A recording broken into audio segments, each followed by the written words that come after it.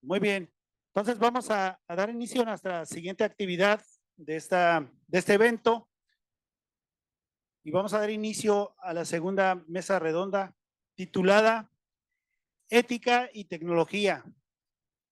En esta mesa participan el doctor Arturo Serrano Santoyo, doctor en Ciencias en Ingeniería Eléctrica del Centro de Investigación y Estudios Avanzados Investap. En 1981 recibió el Premio Nacional de Electrónica y Telecomunicaciones de la empresa Alcatel. En 1985, el Premio de Telecomunicaciones de Ericsson. Actualmente es profesor investigador en los posgrados de Estudios del Desarrollo Global y Negocios Sociales de la Facultad de Economía y Relaciones Internacionales de la UABC. Además, es miembro titular de la Academia de Ingeniería México y es o pertenece al Sistema Nacional de Investigadores e Investigadoras desde hace mucho tiempo. Nos acompaña también la maestra Carla Karina Ruiz Mendoza, egresada de la licenciatura en Docencia en Lengua y Literatura por la UABC y de la licenciatura en Sistemas Computacionales.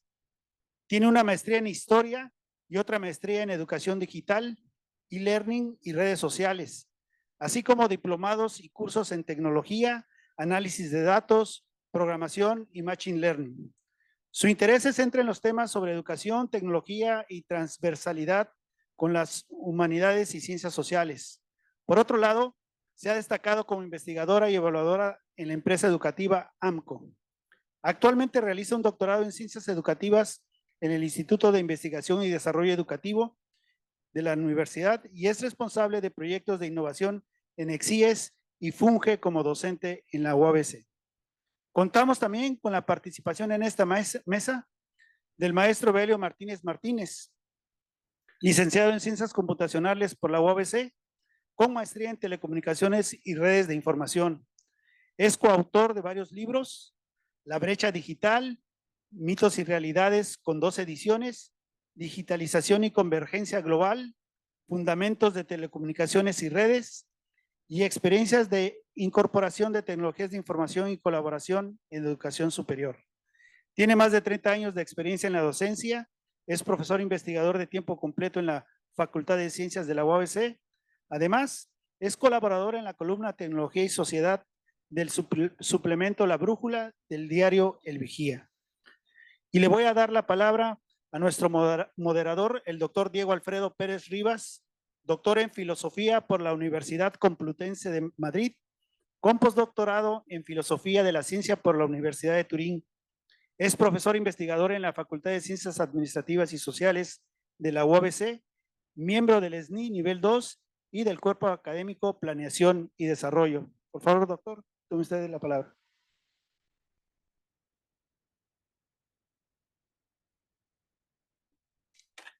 Muy buenos días.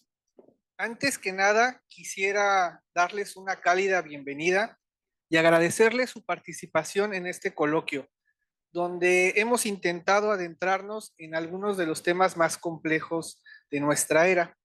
En este caso, esta mesa estará dedicada al tema ética y tecnología. Frente a nosotros tenemos a 3 especialistas en estos campos temáticos, quienes son profesores, colegas y podría decir que amigos, con los que tengo el placer de compartir un espacio de divulgación de la ciencia y la tecnología en el suplemento de La Brújula, el cual pueden obtener todos los sábados con el diario El Vigía. Saludo también a todas las personas presentes de manera virtual. Para muchas de las personas que no somos nativos tecnológicos, la revolución digital era algo que veíamos en el futuro, ¿verdad? Algo que iba a suceder, algo que iba a acontecer tarde o temprano. Asistimos a la llegada del PC, a su evolución de las laptops, a la llegada de los smartphones, a la universalización del uso de Internet, a la creación de una nueva red que permitía también la comercialización, que potenciaba todos aquellos instrumentos de comunicación, y vimos el surgimiento de redes sociales, vimos el surgimiento de plataformas que atendían necesidades muy específicas, sobre todo en el periodo de la pandemia. Y en todo ese proceso hemos ido creando tecnologías y haciéndolas parte de nuestro día a día, pues prácticamente de manera automática. Por eso me interesa, en primer lugar, preguntarles a nuestros participantes cómo creen que ha cambiado la relación entre ética y tecnología en las últimas décadas.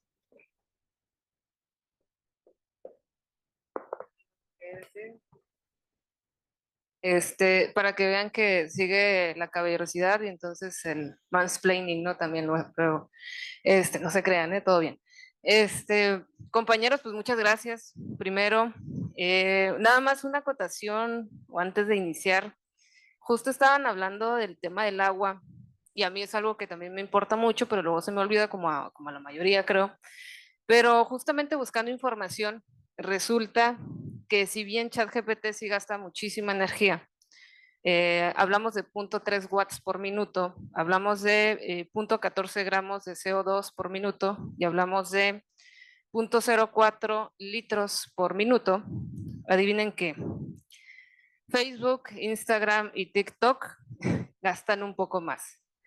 Facebook, 1.5 watts por minuto, comparado con 0.3 de ChatGPT. Instagram, 1.5 watts por minuto. Y TikTok, el que es más famoso ahorita y muy, muy utilizado, pues 2.5 watts por minuto. Y hablamos de 0.3 y entre 0.2 y 0.3 litros por minuto de cada una de estas redes sociales. O sea, ojo con esas pequeñas situaciones y datos, porque creo que nos hacen tener una mejor perspectiva de cómo se incluye la tecnología y cómo también debemos mantenerlos lo más objetivos posibles.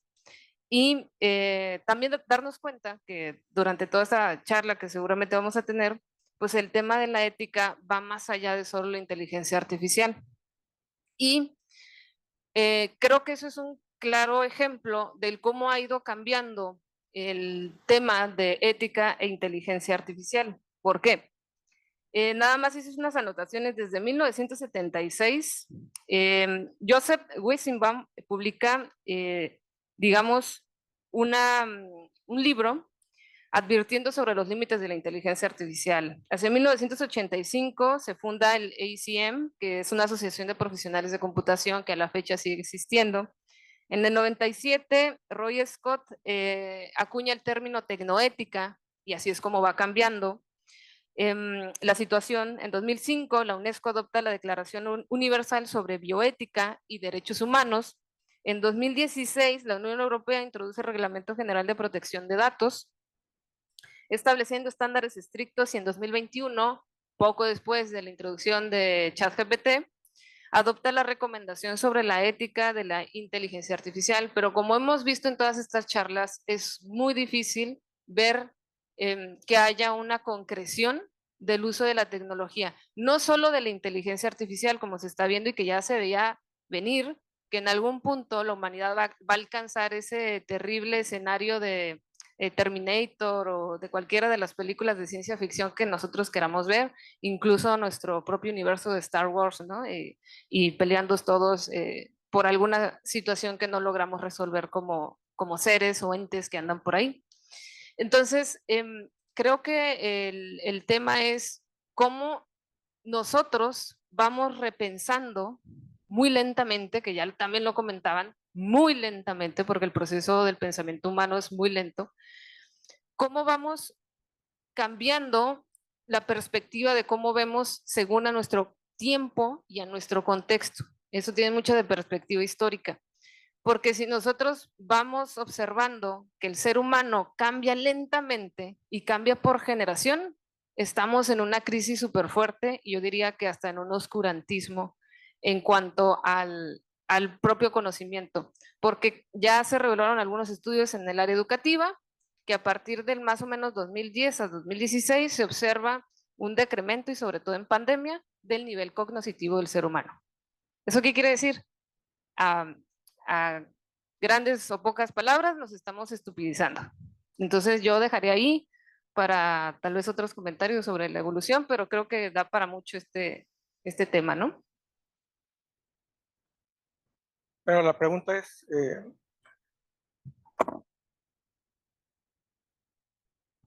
¿cómo creen que ha cambiado la relación entre ética y tecnología en las últimas décadas, no?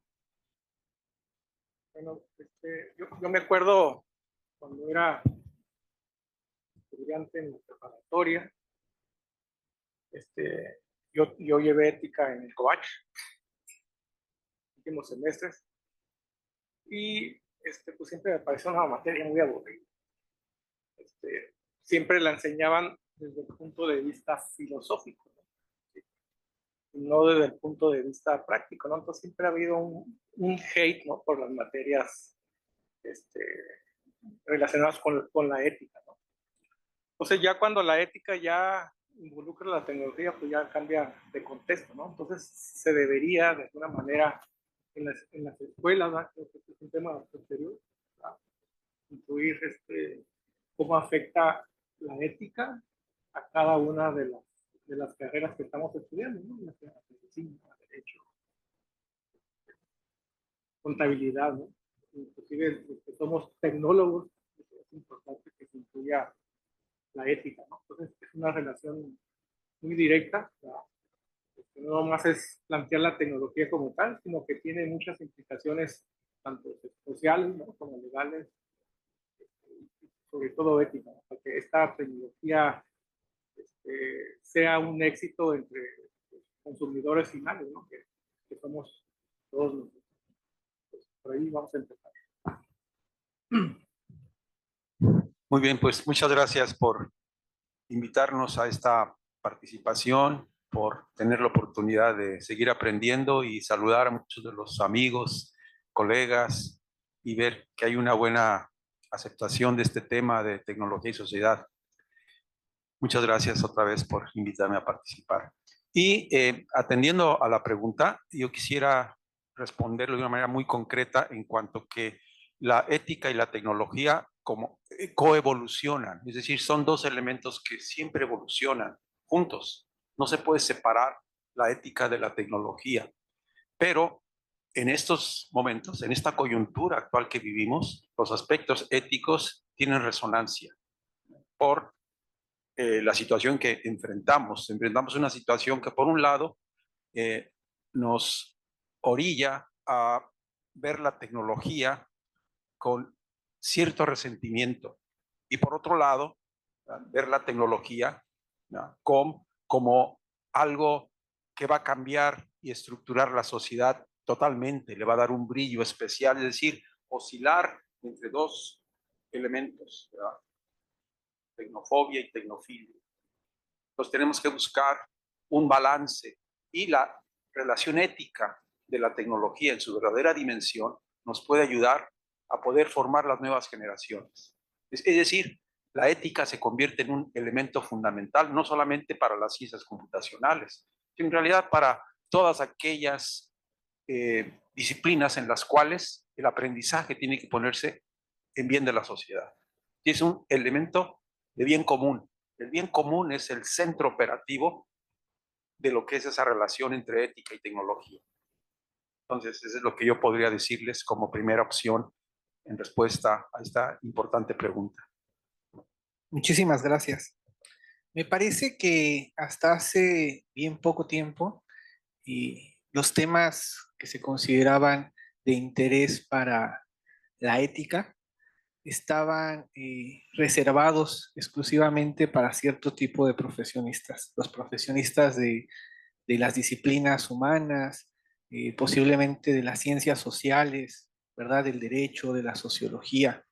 Y por otro lado, teníamos también un cierto aislamiento del sector académico, de investigación, empresarial, que se dedica a desarrollar tecnologías. Sin embargo, en los últimos años hemos sido testigos en los medios de comunicación de, digamos, un rostro oculto de esta revolución digital que les mencionaba en mi primera intervención. ¿Y cómo nos hemos dado cuenta de este rostro oculto? Me parece que la parte más palpable ha sido a través de la presencia de los líderes corporativos en el Congreso de Estados Unidos. teniendo que dar respuesta, ¿verdad?, a la pregunta de los parlamentarios, de los representantes del pueblo, respecto a temas considerados como fundamentales para las sociedades occidentales. Por ejemplo, la filtración de datos personales, el uso de esos datos personales para favorecer una u otra tendencia electoral. También se han abordado temas de censura en línea, de daño a los adolescentes a través de plataformas como Instagram, ¿verdad? Y finalmente el año pasado se creó una mesa para abordar los temas relacionados con inteligencia artificial, con los posibles riesgos de inteligencia artificial. Y ha pasado algo que me parece muy curioso y digno de llamar la atención, porque el sistema capitalista, el sistema económico capitalista norteamericano, siempre ha tenido como uno de sus mantras el hecho de que la innovación no se regula. ¿Y qué ha sucedido en este 2023? Pues que los líderes corporativos de estos grandes imperios tecnológicos han pedido al Congreso establecer normas o marcos normativos para regular tanto el diseño como la investigación y los posibles usos de la inteligencia artificial. No podemos dejar de ver, por supuesto, que esto podría posiblemente representar una desventaja competitiva frente a otras potencias que están en esta guerra tecnológica, como China. Al mismo tiempo de estas comparecencias de estos líderes en el Congreso, algunas empresas como Meta han diseñado comités de ética internos. Y naturalmente algunos especialistas en la materia han levantado la voz diciendo que estos comités son manifestaciones que intentan un lavado ético de las grandes corporaciones, ¿verdad? Pero que en realidad esos comités no representan una intención genuina de someter los intereses empresariales a los sistemas éticos o sociales. Voy a hacer aquí una pequeña publicidad. El doctor Serrano nos ha hablado ya en la brújula, ¿verdad?, acerca de los ecosistemas, de las redes de innovación, de los espacios de innovación. Entonces yo quisiera preguntarles a ustedes si creen que la ética corporativa de estas grandes empresas tecnológicas es una estrategia real para mejorar la sociedad o es un simple ejercicio de marketing para evitar críticas y aumentar sus beneficios. Quisiera preguntarles también cuáles creen que son los principales obstáculos que enfrentan estos comités de ética para regular eficazmente la tecnología. Y finalmente algo que me parece muy importante y que retoma precisamente el argumento inicial con el que empecé esta intervención. ¿Hay realmente cabida para que las cuestiones éticas y sociales empiecen a formar parte del currículo académico de los diseñadores de tecnologías?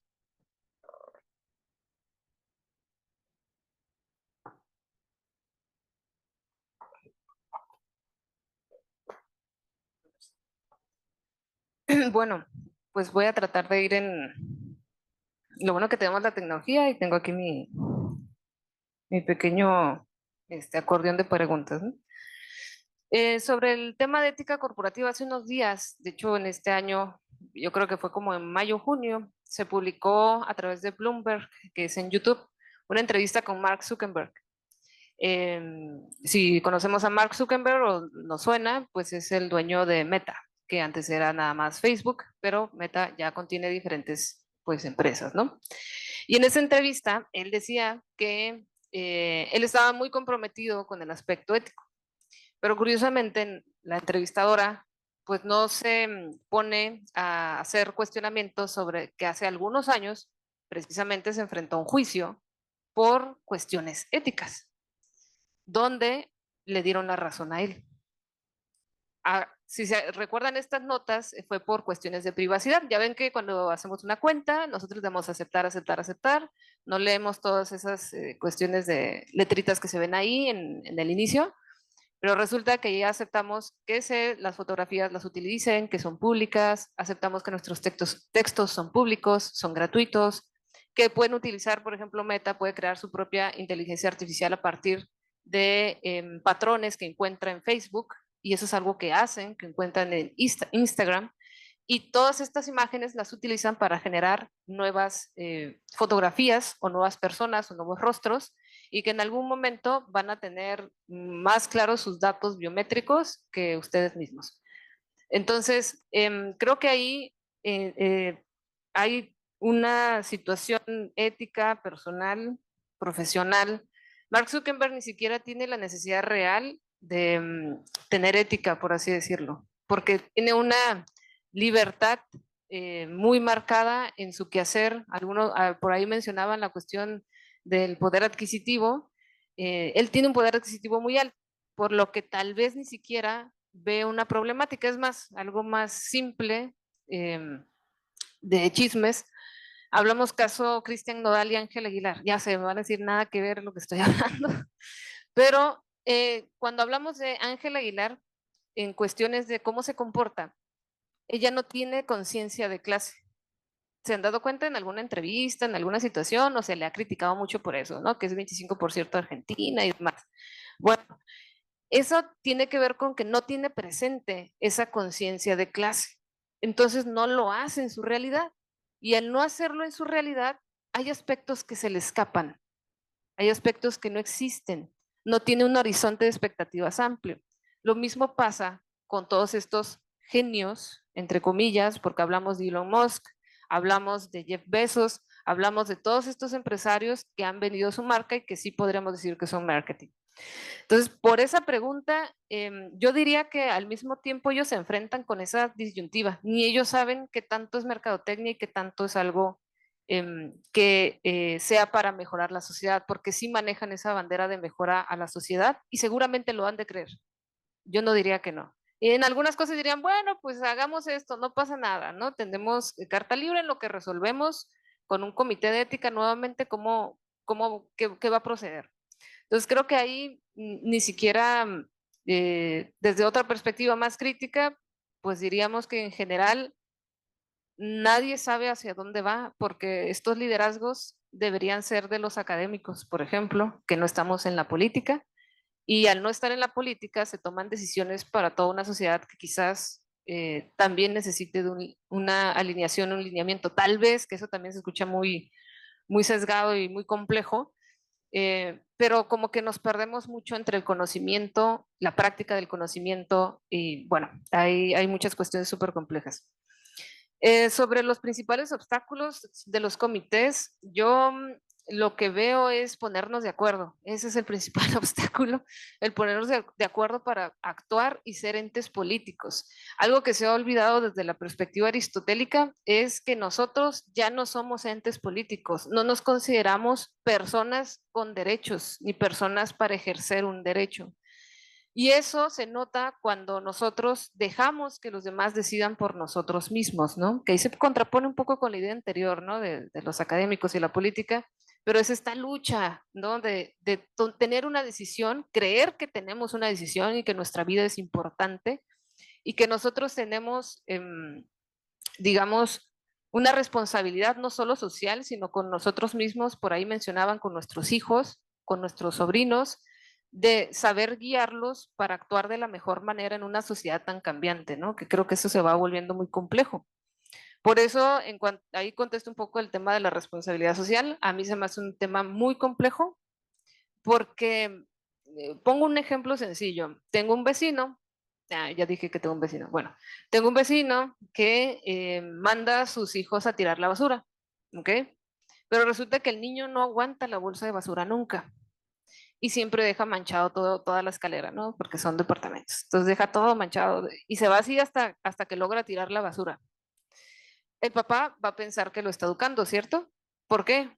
Porque le estoy enseñando a tirar la basura.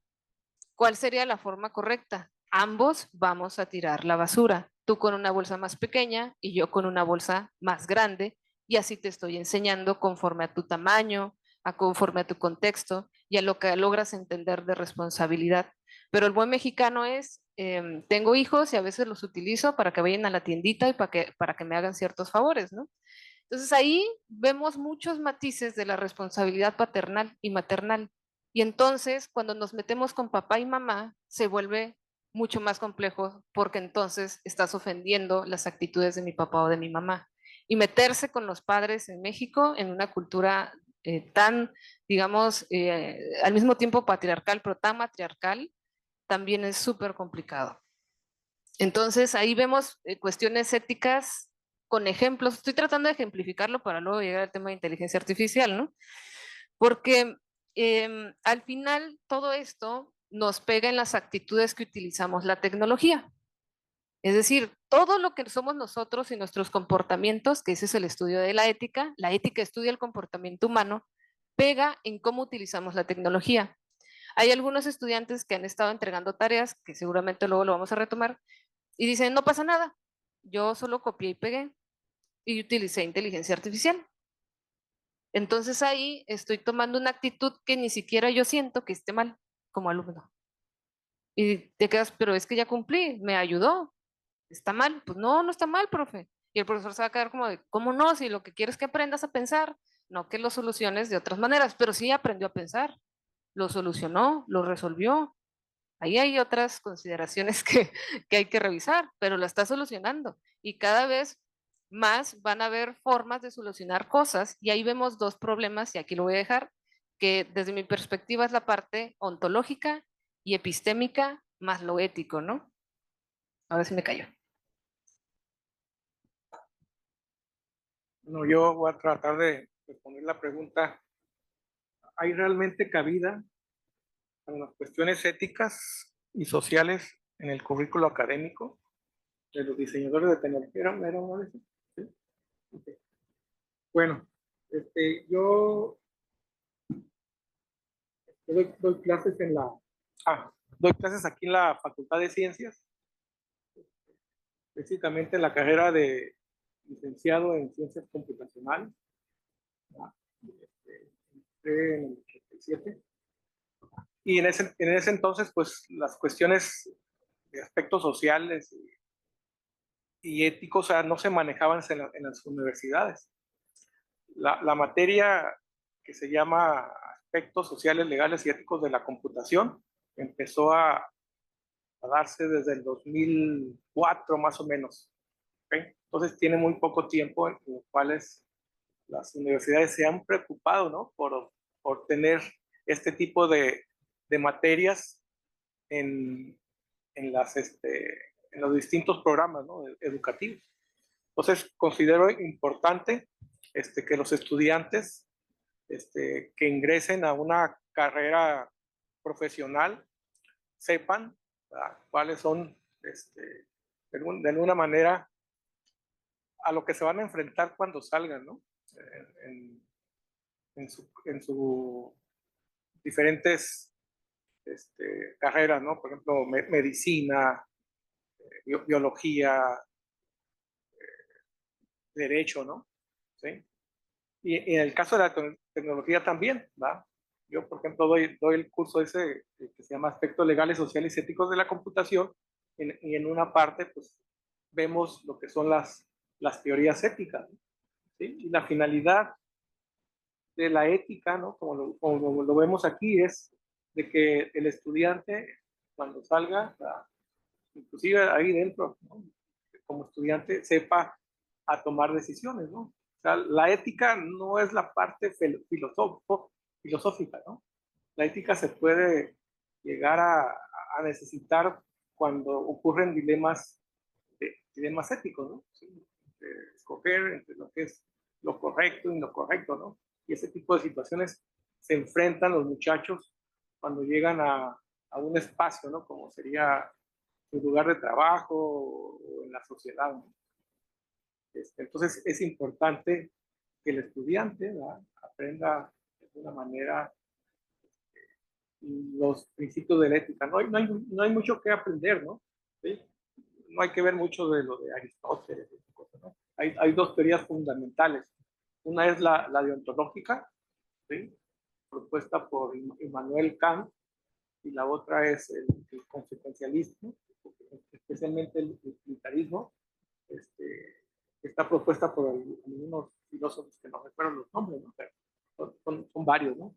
Esas dos teorías, de las tantas que hay, ¿verdad?, son las que más se necesitan para que los estudiantes aprendan a utilizar la ética para resolver problemas que ocurren en los diferentes ambientes, ¿no? Tanto los computacionales o los ambientes que se generarían en el ambiente médico. Muy bien, pues otra vez una pregunta muy importante pues para toda la sociedad, la gente que está dedicada a la enseñanza y el aprendizaje. Yo quisiera responder a la pregunta, primero ofreciendo una visión diferente de la innovación, porque cuando la innovación se ve como un proceso que nos lleva a obtener ganancias de mercado, rentabilidad, competitividad, por supuesto que la innovación en su marcha acelerada se opone a los procesos de regulación y éticos. Entonces, y aunque las empresas quieran desarrollar comités éticos, el aspecto de la innovación y seguir acelerados en ese proceso, pues por supuesto va a hacer que minimice la atención a los aspectos éticos. ¿Y cuál es el objetivo de las empresas de inteligencia artificial? Actualmente de las más poderosas, pues es resolver y entregar ganancias y rentabilidad a sus inversionistas. Entonces, todo este proceso se opone a la cuestión de que, ok, vamos a hacer un comité ético. Pero el comité ético inclusive se ha disuelto, tanto en Google como en otras empresas de las grandes, se disuelve porque el objetivo fundamental es una visión de la innovación que tiene que cambiar, en mi opinión, y sustituirla por una visión de la innovación en donde la innovación es crear valor para la sociedad. ¿Sí? Entonces, la innovación se convierte en algo como que altera la realidad social, pero para el bienestar social, para el progreso de las personas. Cuando eso cambia, esa visión de la innovación cambie, entonces vamos a poder tener elementos de regulación y éticos que pudieran frenar esa vorágine de innovación que no va a poder ser detenida ni por la ética ni por la regulación. Porque ahora, aparte de todo esto, entra el entorno geopolítico. Ustedes lo han visto con las últimas elecciones. La regulación va a mitigarse, va a minimizarse porque se va a impulsar otros elementos que aceleran los procesos de ganancia, de poder. Entonces, todo eso implica que la labor de nosotros como académicos es cómo podemos impulsar una nueva visión de desarrollo para el bienestar social, no solamente para la rentabilidad. Y ese es el reto que tenemos actualmente y por eso no es suficiente el aspecto ético ni regulatorio. Hay algo más, que es lo que va a responder a la siguiente pregunta. O sea, la ética y la regulación son importantes, son fundamentales, pero en mi humilde opinión no son suficientes. Hay algo más. Muy bien, nuestro conferencista magistral manejó en una de sus hipótesis principales que posiblemente era oportuno transitar a un paradigma en el que viéramos a los sistemas de inteligencia artificial como sistemas sociales con mediación tecnológica. Nos sugirió que estos sistemas en realidad nos ayudan a delegar procesos. Entonces, uno de los temas que a mi parecer son más preocupantes en el desarrollo de normas éticas o jurídicas recae en el asunto de la responsabilidad. Y quiero poner un ejemplo específico de a qué me refiero con esto de la responsabilidad. Hace algunas décadas, la industria de las bebidas azucaradas recurrió a una estrategia de cambiar sus envasados de vidrio por envasados de PET. Y con esto externalizaron tanto los costos de producción como la responsabilidad en el manejo de esos desechos, ¿verdad? Dijeron que ese era un tema público, un tema que debía solucionar la sociedad. Y actualmente sabemos cuál es el estado general de la situación. Los plásticos contaminan nuestros mares, nuestros ríos y hasta nuestros mantos acuíferos. Entonces, una discusión que a mi parecer es muy importante consiste en distinguir la responsabilidad de desarrolladores, diseñadores, corporaciones, gobiernos y usuarios en toda esta revolución. Hay un tema que me parece que ahorita está en la agenda y va a tomar más relevancia en los siguientes meses, que es el nuevo despertar de la energía atómica para poder satisfacer las necesidades energéticas del sector tecnológico. O sea, Google, Microsoft, Meta, quieren empezar a habilitar reactores nucleares que generaban enormes riesgos existenciales para poder suministrar energía eléctrica a sus compañías. Tenemos que pensar que ya estamos en una realidad en la que esas corporaciones consumen más energía que países enteros. Entonces, las preguntas que yo les quisiera hacer son las siguientes. ¿Quiénes deberían asumir la responsabilidad ética en el desarrollo de estas tecnologías disruptivas y cómo? ¿Ustedes creen que existen suficientes marcos regulatorios para controlar el impacto de las tecnologías emergentes? O en su defecto, ¿qué regulaciones faltan y cuáles podrían considerarse como limitantes para la innovación? Le preguntaría al doctor Serrano, ¿verdad? ¿Cómo se equilibra esa búsqueda de lucro con el bienestar social en la industria tecnológica?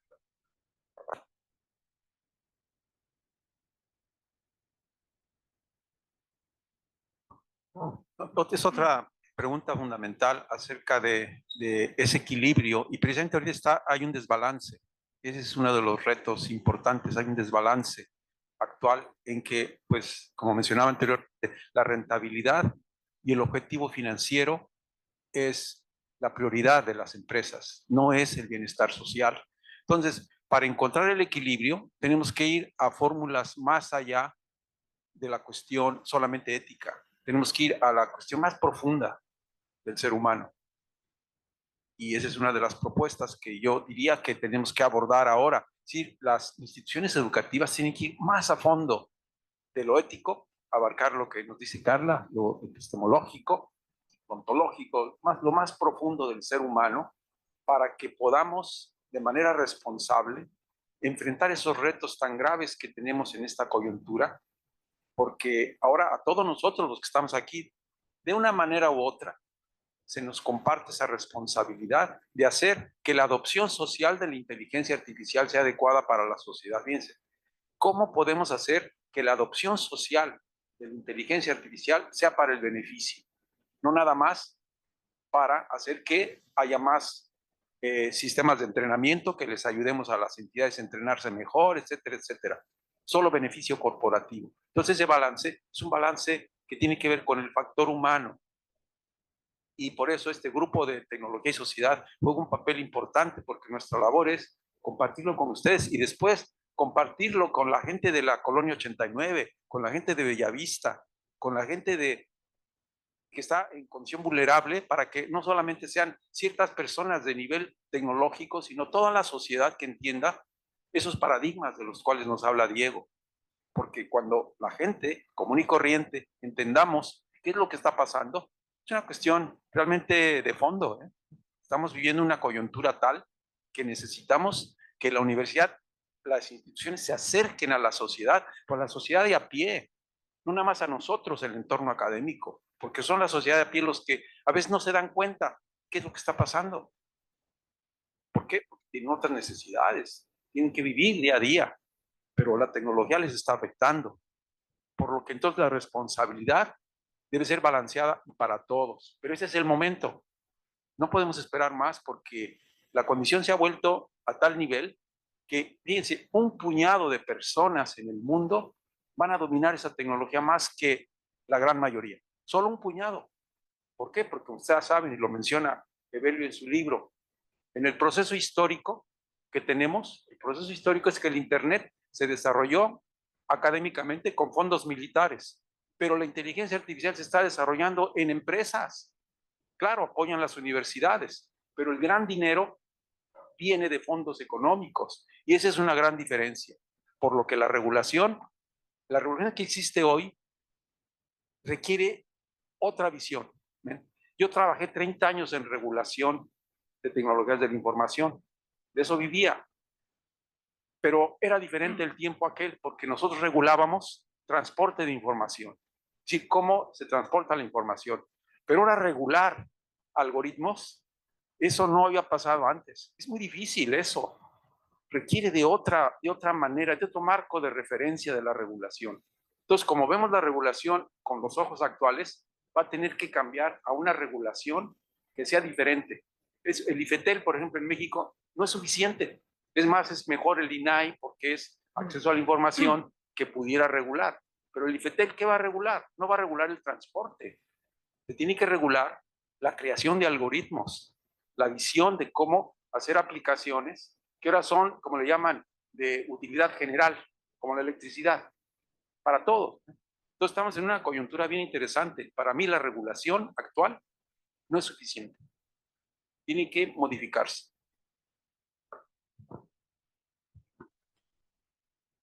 Bueno, siguiendo con esto del marco regulatorio, de la ética y la tecnología, debemos saber de que si hablamos de la ética, ¿no? y la moral, ¿verdad? La moral no es universal. La moral va a depender de muchos países, ¿no? Cada país tiene su diferente legislación, ¿verdad? Y la moral varía con el tiempo, ¿no? Entonces, es imposible crear un marco regulatorio que de alguna manera satisfaga a todos los países. Por ejemplo, en los automóviles autónomos, ¿verdad? Hay regulaciones que impactan en Estados Unidos, porque la geografía es diferente, otros van a ser diferentes en el Medio Oriente, ¿no? Entonces, no es tan fácil hacer una normativa que de alguna manera sea equilibrada, ¿no? Para cada uno de los países. Entonces, si alguien, una compañía que haga vehículos autónomos o cualquier otro aparato, ¿verdad? Va a tener que hacerlo para cada uno de los países, ¿no? Como existían antes, las regiones de los DVDs, ¿no? Algo parecido. Entonces, no es tan fácil, pues, unificar, ¿no? O homologar los marcos universales, ¿no?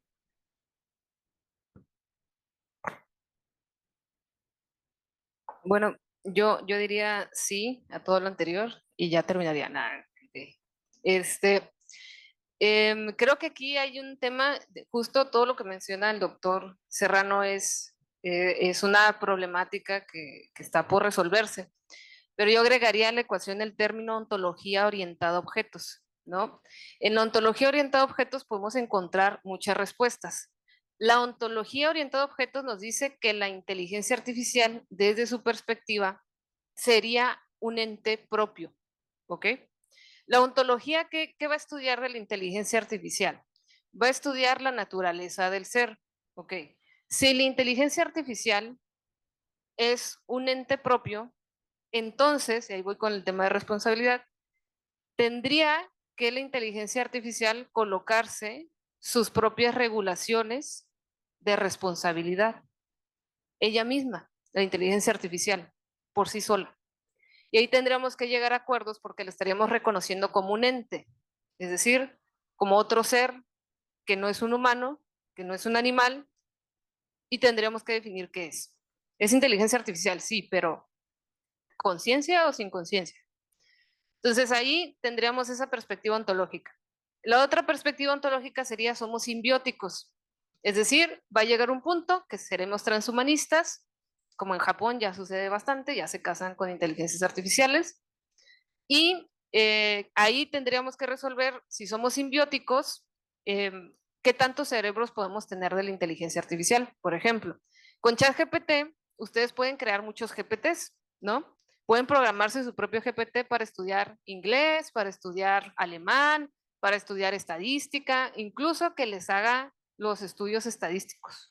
Se puede. De que se puede hacer con ChatGPT. Y entonces, cada GPT que ustedes se creen va a ser un cerebro distinto. Y cuando lo necesiten, van a recurrir a él. Y eso sería como una simbiosis entre inteligencia artificial y humano, porque ningún GPT será igual que otro GPT porque todos pensamos distinto. ¿Ok?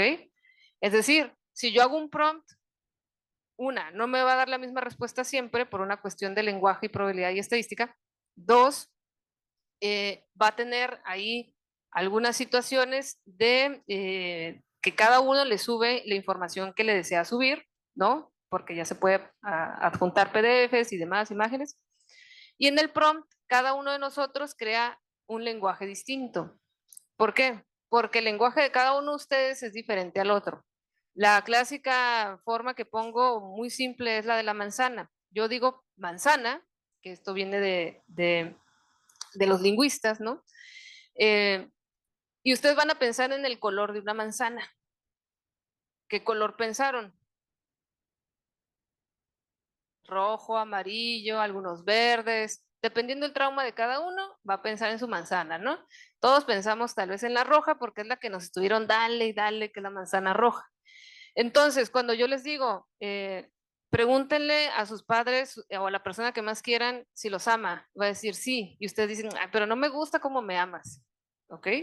Porque para cada persona, y lo van a decir, sí, los lenguajes del amor, bueno, será lo que sea, pero todos van a tener una concepción distinta del mismo concepto, parecida, con particularidades, que eso es lo que encuentra la inteligencia artificial, encuentra la sustancia, por así decir, de los conceptos, y van a tener una concepción del amor, una concepción del color, una concepción, a pesar de que todos vemos y percibimos, al mismo tiempo todos tenemos experiencias bien distintas. Entonces, ahí es donde la inteligencia artificial se pone difícil, ¿no? También se dice otra perspectiva ontológica que dice, no, la inteligencia artificial solo es una herramienta y punto. Es una herramienta más, funciona como un Word que te corrige los acentos y funciona simplemente como una herramienta. Desde esa perspectiva ontológica, ¿quién es el responsable? Pues nosotros, porque ¿quién lo programa? Nosotros. ¿Quién hace que dé respuestas? Nosotros. Ese es dentro de esa perspectiva ontológica donde se responsabiliza completamente el ser humano. Bien. Desde esta perspectiva ontológica, más digamos hacia la derecha, diríamos que está más acercado a lo que John Searle le decía, que era un lingüista, que a lo mejor han escuchado hablar de la habitación china, por ahí, ¿no? En computación se habla mucho a veces de la habitación china para diferenciar de una inteligencia artificial cuando funciona o no, que tiene mucho que ver con el test de Turing, ¿no? Es decir, hay un chino y hay un estadounidense, lo plantean así porque John Searle era de Estados Unidos, o podemos poner a un mexicano, ¿no? Resulta que el mexicano tiene el manual y sigue las instrucciones de cómo responderle al chino lo que escriba cuando escriba lo que escribe, ¿ok? Entonces, prácticamente tiene un guión de cómo va a contestar. Entonces, el chino está con una computadora en una habitación sin ver a la otra persona, quien está del otro lado, y piensa que es una computadora. Entonces, la otra persona que le contesta del otro lado, que es el mexicano o es el estadounidense o el inglés, tiene el manual y le va contestando. Pero tienen dos experiencias distintas al finalizar. El chino tiene la experiencia de que le fue muy bien, que platicaron de maravillas, ya sabe qué come la otra persona y demás, tuvo una excelente experiencia, pero resulta que el mexicano le preguntan cómo te fue, no entendí nada, ¿no? Estuvo en chino, no entendí nada, seguí el manual y yo solo respondí como cuando hacíamos la tarea de matemáticas y seguíamos los pasos y decíamos, pues a mí me dicen que 3 por 3 es 9 y pues va a ser 9, ¿no? Y no pensamos en la sumatoria ni en procesos cognitivos. Entonces, de este lado, no hubo un aprendizaje y diríamos que desde esta analogía, la inteligencia artificial es el mexicano, ¿ok? Es decir, solo sigue instrucciones. Y el otro tiene una buena experiencia pensando que es un humano, pero desde la perspectiva de John Searle, jamás la inteligencia artificial va a ser un ente propio. Entonces tenemos estas tres perspectivas ontológicas muy interesantes, donde según la perspectiva va a venir la responsabilidad. ¿Ok? Entonces, ¿de quién es la responsabilidad en general? Pues de todos. De todos se escucha bien trillado. Es como cuando le preguntan a la presidenta Claudia Sheinbaum que cómo va a combatir la violencia en México, que es obvia, y dice, no, pues a partir de becas, ¿no? A partir de dar incentivos y a partir, todos se quedan, pero ¿cómo? Bueno, es que la violencia solo se puede resolver desde un perfil de fondo. Sin ayuda de la sociedad no se va a poder, eso sí, ¿eh? Pueden haber becas, pero sin ayuda de la sociedad y de que todos apoyen, jamás va a suceder. Porque también se toma desde otra perspectiva el uso de la beca, ¿no? Entonces, es súper complejo, pero la responsabilidad va a depender cómo evolucione la inteligencia artificial, si se vuelve un ente, si es simbiótico o si es una herramienta más. Todo va a depender a cómo evoluciona, ¿no? Estoy muy contento de este evento que está reuniendo, ¿verdad?, a investigadores, estudiantes del campo humanístico, social, tecnológico. Probablemente desde el 73 que se creó el CICESE hasta hoy nunca se había dicho tanto la palabra ontológico en estas aulas, ¿verdad? Y retomando un poco lo que decía Carla, esta ontología centrada en objetos y según uno de los desarrollos que nos ofrecía, y parece una versión distópica de la ley, de las leyes de Asimov, ¿verdad? La regla número 1, la IA se da sus propias reglas o sus propias leyes. Aquí va una posible segunda regla totalmente distópica. La IA da o sugiere leyes a los humanos. Posiblemente nunca haya sido tan necesario reflexionar acerca de lo que significa ser humano que el día de hoy, en el que se asumen a las máquinas o a los sistemas como inteligentes. La tesis principal de nuestro conferencista inicial era que existe un efecto Toy Story, ¿verdad? Que nosotros atribuimos esas facultades, esas capacidades a los sistemas que llamamos de inteligencia artificial sin que lo lleguen a hacer.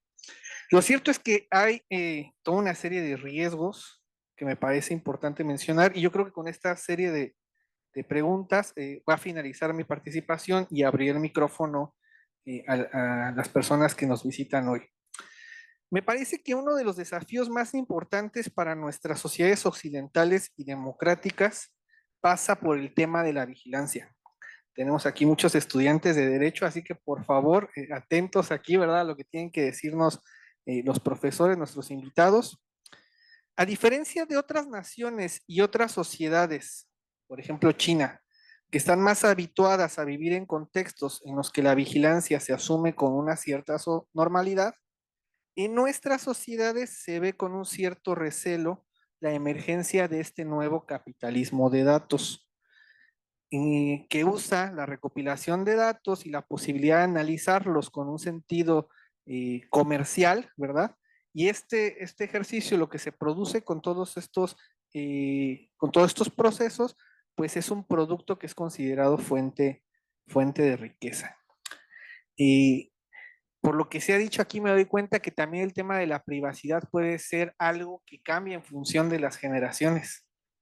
Los que somos de la generación X, vemos todavía con un cierto recelo, ¿verdad? Que entren a nuestro espacio más íntimo, a nuestro hogar. En cambio, las generaciones millennial ven con más naturalidad esta forma de, voy a sonar un poco moralista, pero bueno, lo voy a decir, de exhibicionismo digital. Entonces, quisiera preguntarles, ¿hasta qué punto creen que es aceptable comprometer la privacidad individual en pro de la seguridad pública? ¿Qué límites éticos deben establecerse en el uso de tecnologías de vigilancia? Por ejemplo, cámaras de reconocimiento facial o seguimiento de actividad en línea. ¿Cómo podría la ética influir en la regulación de empresas de tecnología que recopilan grandes cantidades de datos? Y antes de pasar la voz, insistirles en el hecho de que lean las políticas de privacidad de las redes sociales y también de las redes Wi-Fi a las que se conectan. No voy a mencionar instituciones, ni mucho menos, pero instituciones de educación pública, ¿verdad? Que dan acceso gratuito, libre a sus estudiantes, a sus profesores. Ustedes les están dando la posibilidad de acceder a sus datos personales privados como estado de salud, preferencia sexual, cultura, hasta datos bancarios o financieros. Entonces, procuren no utilizar esas redes para conectarse y bueno, doy la palabra.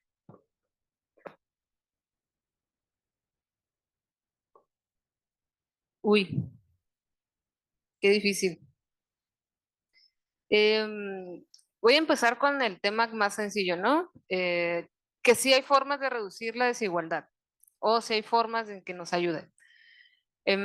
Casos muy especiales o específicos es el tema del cáncer de mama, que gracias a las fotografías se ha ayudado últimamente a detectar con más antelación la posibilidad de visualizar que alguien tenga cáncer, ¿no? Cosas que no se detectan tan fácilmente. Otras, por ejemplo, en Japón, que están muy avanzados en estos temas del uso de tecnología y robótica e inteligencia artificial, pues han logrado hacer que con inteligencia artificial personas puedan hablar después de un accidente cuando les dejan alguna parte cerebral sin la posibilidad del habla. Entonces están logrando que hablen hasta español e inglés con inteligencia artificial.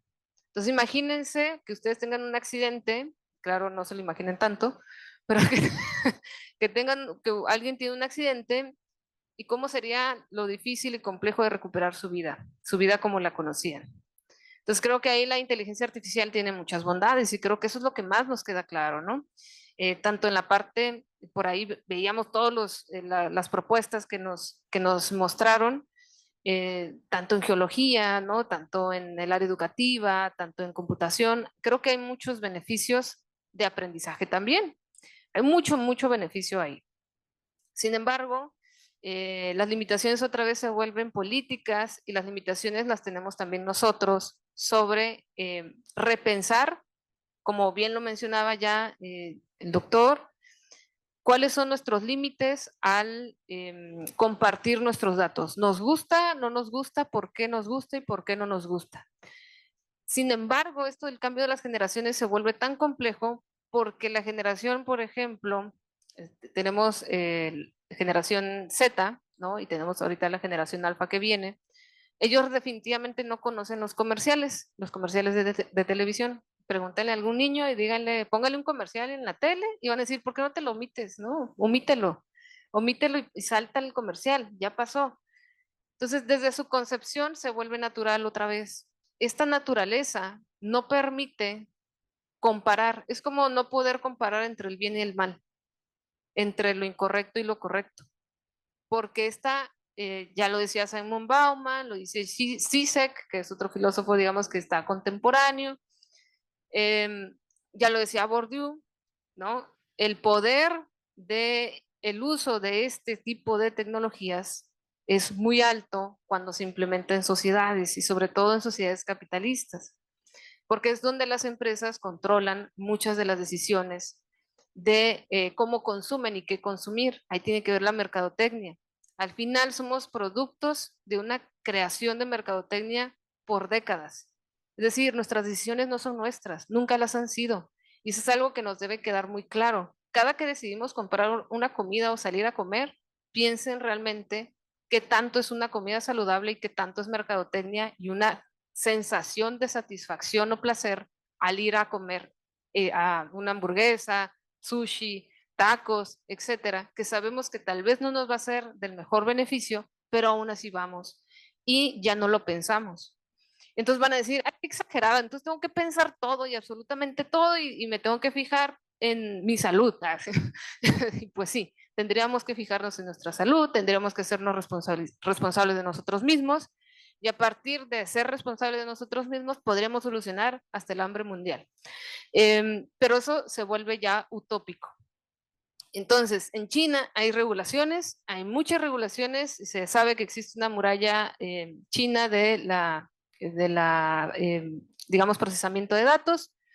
Se sabe que ellos no pueden acceder al TikTok de Estados Unidos, ellos tienen su propio TikTok, ellos tienen sus propias redes sociales y les limitan el tipo de información, así como también les limitan un poco los temas de diferentes tipos de satisfacción que aún así existen, que aún así hay, pero los van limitando para que la sociedad se comporte también y acate ciertos reglamentos. Entonces, en ninguna de estas sociedades, tanto capitalistas o que digamos que allá tenemos un poco el socialismo, pero que se dice comunismo, pero al final tienen prácticas muy capitalistas al exterior y a veces también al interior, se vuelve muy, muy complejo. Entonces, todos estos temas de regulación, otra vez, si perpetúa o no las desigualdades, en realidad nos puede hacer mucho más daño de lo que nos pueda beneficiar en algún punto si caen en las manos equivocadas.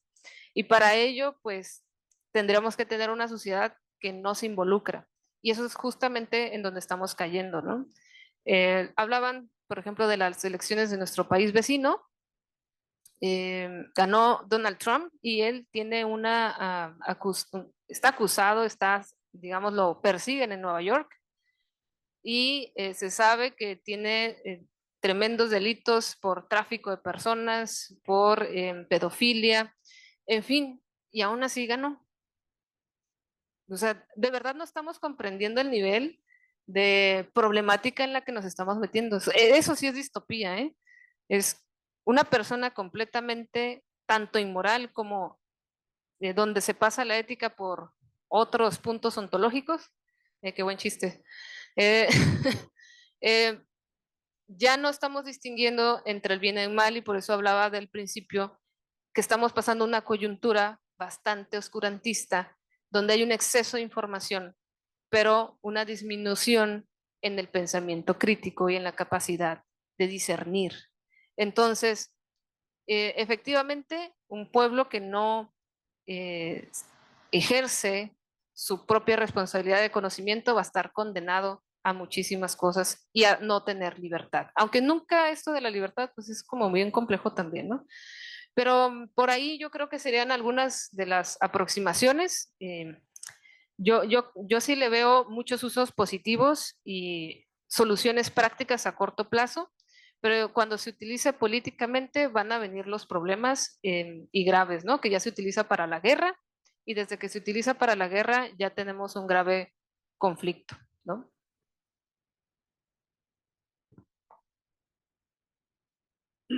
Bueno, respondiendo a las preguntas, ¿qué límites éticos deben establecerse en el uso de tecnologías de vigilancia como cámaras de reconocimiento facial, seguimiento de actividad en línea? Ya mencionó Carla antes de que pasa en China, ¿verdad? O sea, en China, los turistas que van o las personas que viven ahí, ¿verdad? Pues se sienten de alguna manera muy seguras, ¿verdad? O sea, no hay violencia o robo, pero ¿cuál es la contraparte de eso, no? Parte de eso pues, es de que los chinos, ¿verdad? En todas las esquinas hay miles de cámaras que recopilan información, ¿verdad? Y esa es el agravante, ¿no? De ser seguro, ¿no? Entonces nosotros realmente queremos eso, ¿no? ¿Sí? Existe un término que ya tiene muchos años que se llama la neutralidad de la red, que nació allá por no sé, 2010, ¿no? Donde nos asegura de que la red, pues no va a haber censura, no va a haber vigilancia, nuestros bits son de alguna manera, no hay discriminación en nuestros bits, ¿no? Pero ¿qué han hecho los gobiernos, ¿verdad? Las compañías que nos ofrecen el servicio de Internet, los ISPs famosos, y las compañías tecnológicas, ¿no? De alguna manera, todos ellos, ¿verdad? En conjunto, lo que quieren es nuestra información, ¿no? ¿Sí? Para venderla, para tener poder, ¿no? Porque al final de cuentas, el que posee la información, porque posee la información de los demás, tiene un poder sobre los demás, ¿no? Y eso se recae en un nivel económico. Entonces, es importante de alguna manera establecerse límites éticos, ¿no? ¿Sí? El no crear un correo electrónico, el no comprar en línea, todo eso, ¿verdad? Nos aleja un poco de la tecnología y eso sería una de las cosas que podemos hacer, ¿no? Pero pues ahorita es imposible porque tenemos una gran dependencia a todo eso, ¿no? A las redes sociales, a comprar en línea. Entonces está difícil, ¿no? Estar fuera de ese alcance, ¿no? Muy bien, pues yo creo que también otra vez son preguntas fundamentales que tenemos que revisar y como ustedes saben, en la actualidad, los elementos de privacidad, así como propiedad y otros, han estado cambiando. El concepto de propiedad ya no es el mismo de antes, la privacidad no es lo mismo. Están generando nuevas versiones de esos elementos fundamentales sociales y los límites de la privacidad, pues van a estar de acuerdo precisamente con todas estas discusiones que hemos tenido de los elementos éticos, regulatorios y su interrelación.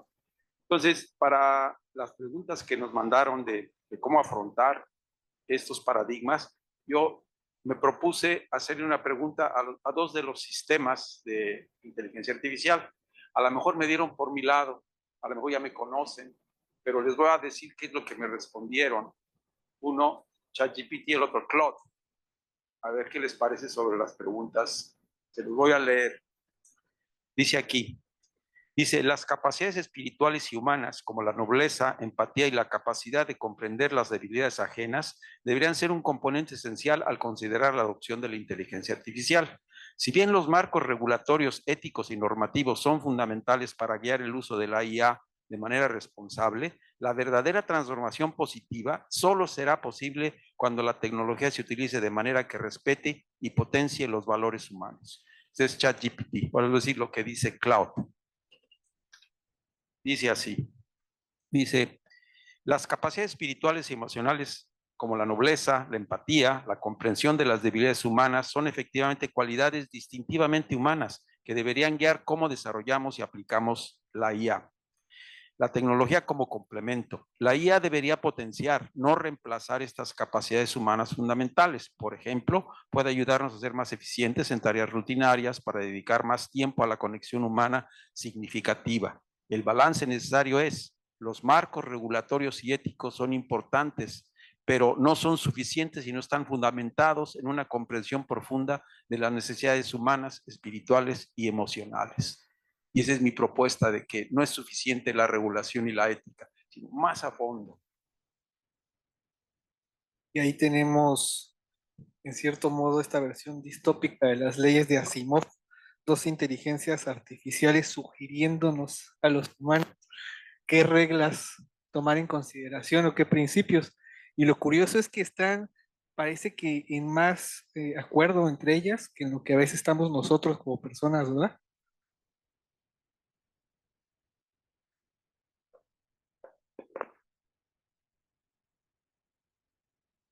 Hice un experimento con varios agentes, Google, ¿sí? Agente A, B, C, D, muchos, a discutir un tópico en particular, y también a humanos. Y los agentes se pusieron de acuerdo más rápido y mejor sobre puntos esenciales que los humanos. Entonces, ante esa coyuntura estamos. ¿Cómo vamos a proceder? Esa es la pregunta, ¿no? ¿Cómo vamos a proceder en este nuevo entorno? Posiblemente una de nuestras ventajas como seres humanos sea precisamente este hecho de poder estar en desacuerdo de manera pacífica y civilizada y poder alimentarnos, ¿verdad? Y apostar por un pluralismo metodológico, ideológico, espiritual, en todos los sentidos. Bueno, me gustaría abrir el micrófono para ustedes, si tienen algún comentario, alguna pregunta, alguna reclamación.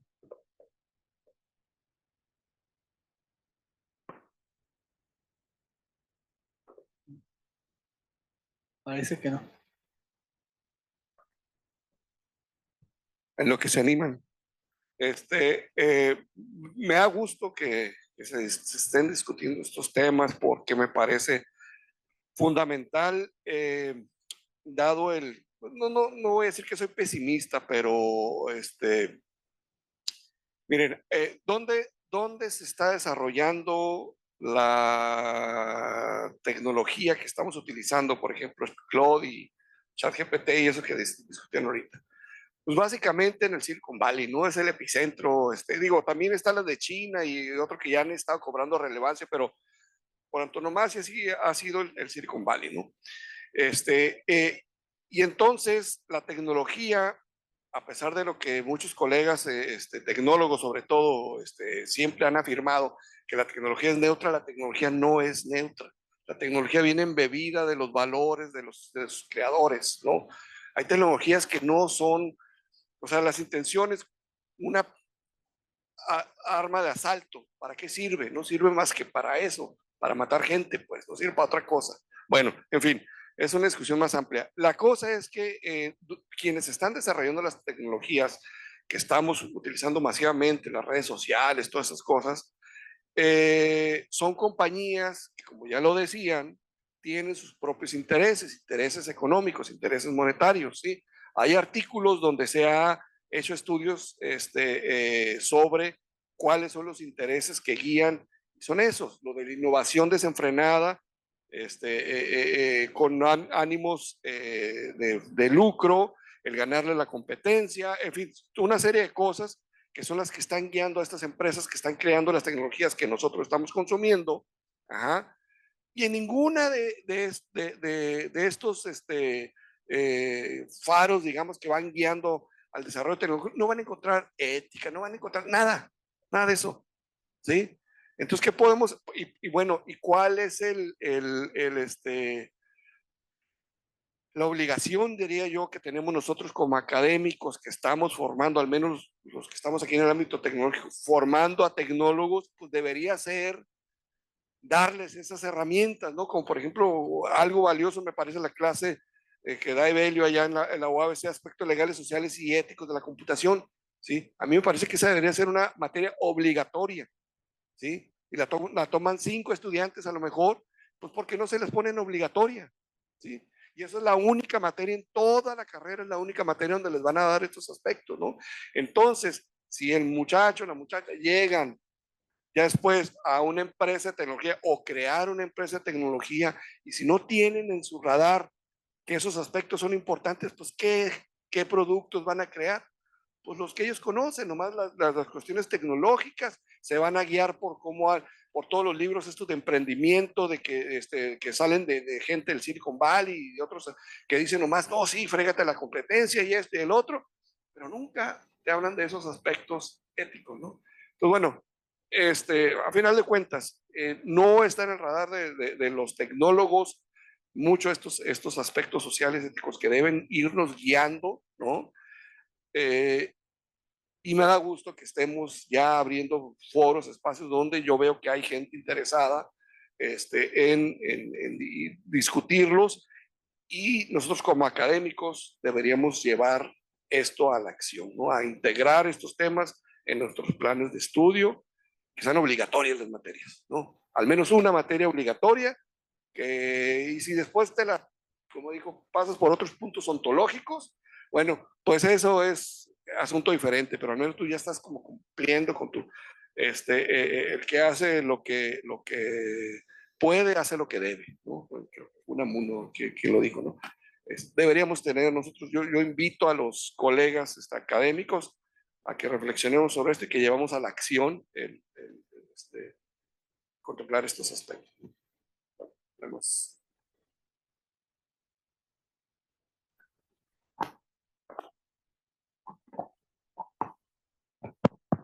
Ok, yo quería comentar que hay un curso que yo doy optativo durante el cuatrimestre de verano aquí en el CCC, en donde veo 16 tecnologías diferentes en un solo cuatrimestre, para que los chavos sepan cuál es el mundo en el que se van a encontrar. Ninguna de esos temas se ven dentro de los cursos que llevan. Entonces, dentro de esos cursos, para dar 16 temas en un cuatrimestre, pues inteligencia artificial lo ven 3 clases nada más. Pero parte de lo que les digo a los estudiantes los pongo a pensar en esto, más que decirles lo que es, para dónde. Yo no me considero experto en inteligencia artificial, apenas estoy empezando a aprender, pero es lo que me llama mucho la atención, sobre todo por la participación que tuvo el primer invitado en la mañana, y es el hecho de que la nube no existe. La nube como concepto está muy padre, pero no existe. En realidad lo que existe es un montón de equipos interconectados entre ellos. Por lo tanto, la inteligencia artificial no existe. Es lo que estaba yo pensando. ¿Qué es lo que sí existe? Cuando ChatGPT, o bueno, OpenAI, abrió ChatGPT hace unos años para que todo el mundo lo empezara a meter cosas y lo empezáramos a usar, fue la gran novedad, y todo el mundo empezó a usarlo, ¿no? Pero no sé cuántas personas se han puesto a pensar que decenas de millones de personas se han metido a ChatGPT, y ChatGPT, como no existe, lo que existe es una base de datos que se nutre a partir del entrenamiento que le da la gente. Entonces, hay una base de datos que ha estado siendo nutrida por cientos de millones de personas a nivel mundial desde hace años, que es propiedad de una empresa al que tiene acceso solamente determinado número de ejecutivos o lo que fuera, que tiene todo el conocimiento generado por esos cientos de millones de personas que lo están nutriendo. ¿A beneficio de qué? De resolver una tarea, de hacer un proyecto, de escribir un ensayo o una cosita de esas, y en cambio lo que estamos dejando ante la empresa que tiene la base de datos, que es propiedad de todo eso, nadie la está viendo, nadie la está supervisando, y esa gente tiene el conocimiento colectivo de la humanidad, o de muy buena parte de la humanidad, en los últimos 2-3 años, y se lo seguimos regalando al igual que comentaba la panelista hace rato también, o sea, son cosas en las que no pensamos cuando nos metemos a todo eso. Estamos regalando no pedacitos de nosotros, estamos regalándole toda nuestra identidad y en este caso se ha regalado decenas de millones de identidades a OpenAI y esa es nada más una de las múltiples empresas que están ahí metidas. La cuestión es, ¿qué hacemos entonces? Nos hemos dado cuenta en realidad lo que estamos haciendo, nutriendo ese gran monstruo, interesantísimo, bien bonito, bien padre, bien promete el cielo y las estrellas, pero estamos pensando qué es lo que estamos haciendo en realidad, qué va a pasar las 20 empresas de inteligencia artificial que están siendo nutridas por cientos de millones de personas desde hace unos cuantos años y hacia dónde vamos. O sea, eso es visto ahorita, ¿qué va a pasar dentro de 10, dentro de 20 años? ¿Y dónde vamos a quedar nosotros? ¿Dónde van a quedar nuestros estudiantes? ¿Dónde van a quedar nuestras familias, nuestros hijos, nuestros nietos? Yo me pongo a pensar en eso y la verdad prefiero mejor ya no pensar. Pero no sé si alguien más se ha puesto a pensar en eso. Nada más un comentario para los tres panelistas. Va rápido, rápido. Soy Mario González, soy alumno de la licenciatura de Derecho y Derecho se acaba de tocar un tema muy importante que estaba esperando como resaltar. La verdad, muchas gracias por tocar ese tema. Referente a algo que se mencionó por los sellos negros, que veíamos el lado negativo, estamos enfocados mucho en lo que es la ética en lo negativo y lo peligroso que suele ser la inteligencia artificial.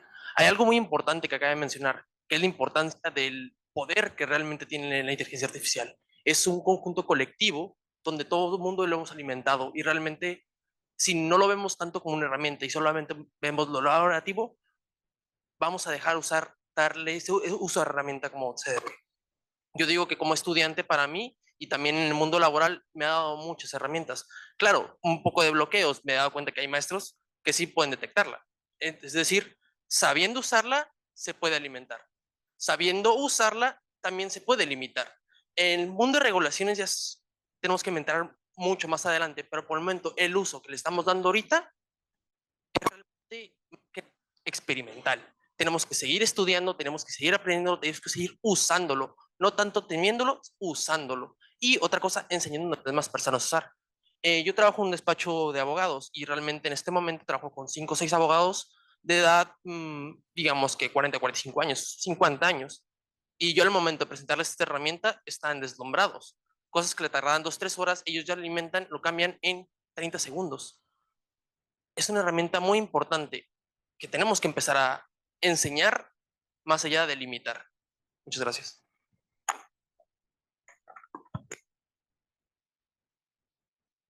Ahí está. Me daba muchas ganas de contestar porque ya estaba así como que, lo siento. Pero creo que aquí yo les dejaría la responsabilidad de ustedes y que ustedes piensen. A veces decimos como académicos también que hay que ponerles quizás materias, estoy muy de acuerdo, pero por otro lado, creo que ustedes al escuchar esto ya se vuelven responsables como estudiantes y como personas, porque yo les llamo más bien compañeros de aprendizaje. Algún día ustedes seguramente puede ser mi jefe o mi jefa y así de vueltas da la vida, ¿no? Entonces creo que eso es súper importante de tomarlo en cuenta. Ustedes ya son responsables a partir de que tienen esta información de pensar un poco más. Eso sería la primera. La otra situación, sí, todo esto se está alimentando rápidamente. Zuckerberg decía que su idílico es que no solo exista una herramienta de inteligencia artificial, obviamente lo dice para tener competencia con OpenAI y tener competencia con diferentes compañías como Google y demás, pero en su mente visualiza miles y millones de inteligencias artificiales. Algo que a mí me gustaría hacer en algún punto es que las propias instituciones tuvieran su inteligencia artificial interna, un LLM interno, alimentándose por académicos internos y compartir la información para fortalecer investigaciones y cómo se cruzan. Esto tiene que ver con la llamada ontología orientada a objetos, porque la ontología orientada a objetos potenciado con inteligencia artificial podría encontrar patrones como el tema de cáncer de mama, que nosotros jamás encontraríamos, como bien lo dice el compañero, lo soluciona en horas en vez de millones de años, ¿no? Esa sería la diferencia. Resolverlo en horas a resolverlo en millones de años. En medicina ha sido una revolución completa y podría ayudarnos muchísimo desde esta perspectiva. Pero también nos hace muy flojos, nos estupidiza, pues también el TikTok, creemos que al ver un TikTok de menos ya aprendimos de una inteligencia artificial que me soluciona la declaración con el SAT, ¿no? Y en el TikTok te dan los pasos y vas y lo haces y te tardas 3 horas porque tienes que repetir y repetir el TikTok porque no estás siguiendo los pasos como debes. Entonces ahí, y además TikTok gasta más energía que ChatGPT, así que ojo ahí, ¿no? Ahí creo que hay muchas cuestiones. Y la última de mi comentario sería, como docente y como, digamos, ya que publico artículos, investigación, hicimos unas pruebas para realizar exámenes. Efectivamente, ChatGPT realiza jueceos y exámenes muy similar al ser humano ya. Es decir, podríamos evaluar o hacer exámenes sin necesidad de humanos, que antes se utilizaban muchas etapas de diseño y de jueceo. Ahorita se puede simplificar muchísimo. Eso por un lado.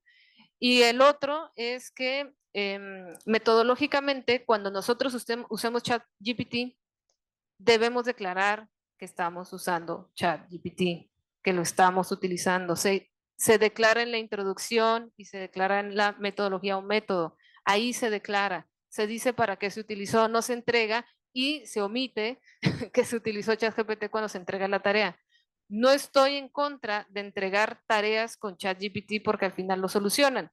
El problema es que no supervisan ni saben. Si ustedes están estudiando, es para aprender, no solo para entregar tareas. O sea, el objetivo de estudiar o ser estudiante es aprender, no solo entregar. Entonces, sí terminan de forma inmediata la entrega de algo, pero no aprenden nada. Y sí, sabemos que antes era el copy-paste y Wikipedia, que solo están cambiando de una plataforma a otra. Pero no lo están utilizando como una herramienta de aprendizaje. Mejor que ChatGPT les ayude a comprender el tema para que ustedes hagan mejor su tarea, que es una perspectiva muy distinta.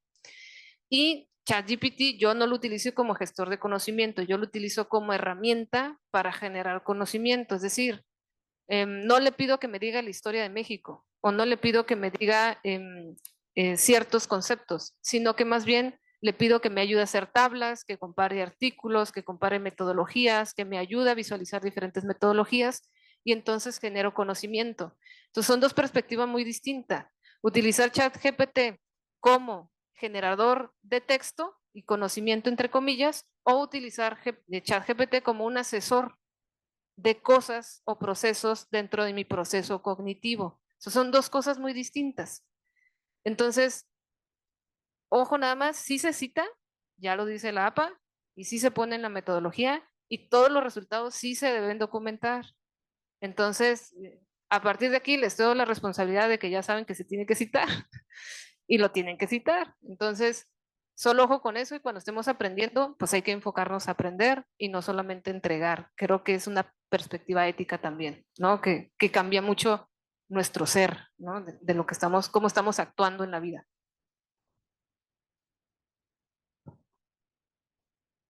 Pues yo nada más agradecer el poder haber estado aquí con ustedes y oír todas estas contribuciones tan interesantes, tan importantes. Y yo quisiera simplemente finalizar que en esta época realmente las posiciones de fatalismo, por un lado, y las posiciones de ingenuidad deben evitarse.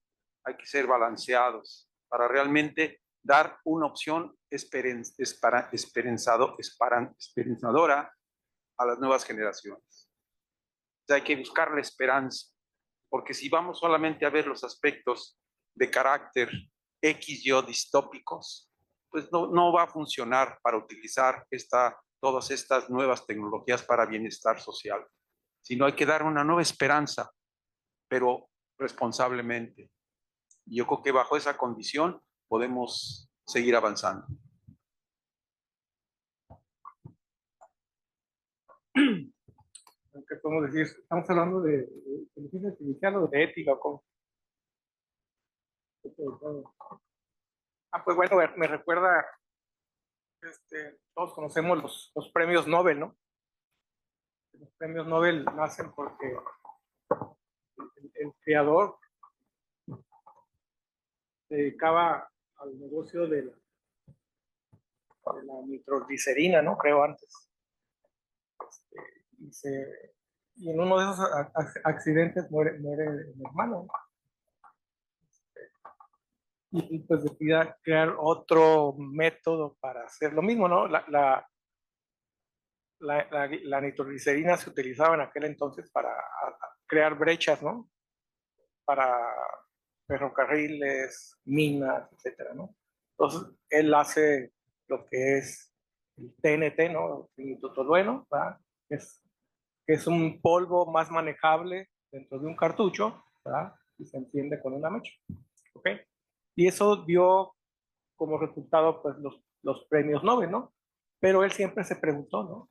¿Sí? O sea, esta tecnología yo la crié para algo bueno, ¿verdad? Pero se dio cuenta de que muchas personas lo utilizaban para robar bancos, para hacer violencia, ¿no? Entonces, la tecnología de alguna manera sí es neutra, ¿verdad? Pero pues va a depender de cómo lo utilicemos, ¿no? O sea, la tecnología, creo que los retos técnicos o tecnológicos ya están dados, ¿no? Hay mucho por ahí. Lo único que lo detiene, ¿verdad? Es los aspectos, el impacto social, ¿verdad? El impacto legal, pero también hay que ver cuando desarrollemos una tecnología, ¿verdad? Qué impacto ético va a tener. ¿Sí? Entonces, sería mi conclusión, ¿no?